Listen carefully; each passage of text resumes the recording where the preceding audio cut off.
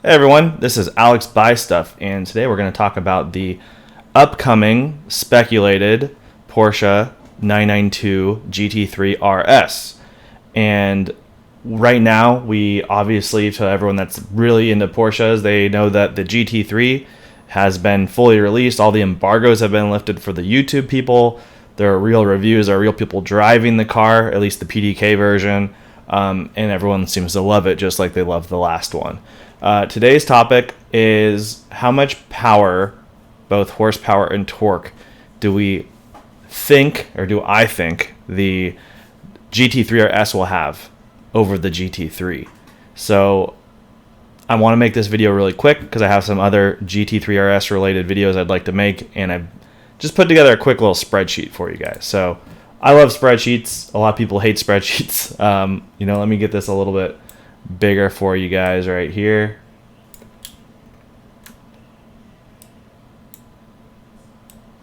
There we go. Okay, so this isn't going to be the easiest thing for everyone to follow, but I basically just took 991.1 generation GT3 cars and 991.2, and then what we know so far from 992 gen stuff, and we'll just kind of guess, right? Let's make an educated guess. So starting with 991.1 GT3s and GT3 Cup and GT3 RS, we can take a look at them and we can see that the GT3 RS made 37 more horsepower than the Cup car and 21 more horsepower than the regular GT3. And also, I couldn't find the torque figures for the Cup cars for some reason, except for the newest one, so I'm not going to get into the torque differences, but the GT3 RS and the 991 generation made 14 more foot-pounds than the regular GT3.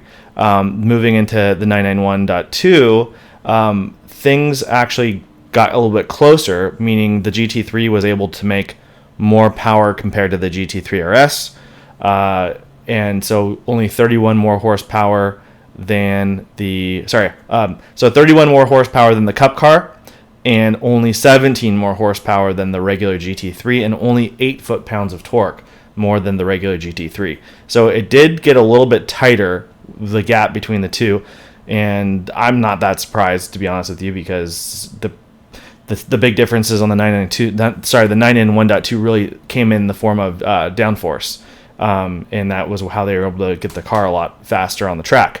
So moving into 992, we know so far that I know, like, if you've seen Matt Watson on CarWow, his review of the car, he was able to pull a 2.85, I want to say, 0 to 60, and he was able to pull a 10.85, I believe, quarter mile. Pretty impressive numbers. Not that they're huge over what the last generation was doing. It's really almost the same thing, but it's still, nevertheless, it's really good. And there was a horsepower bump, and so if we're looking at the difference between these cars, it's really hard to speculate exactly what we think is going to happen, but we're looking at about 20 more horsepower-ish over the regular GT3. So let's just play it safe and say it's going to be about 15, right? So we're looking at, let's just say, about 517, 520 horsepower, and then I'm just going to guess about 10 foot-pounds of torque. It was 8 last generation and 14, so let's kind of go in the middle there.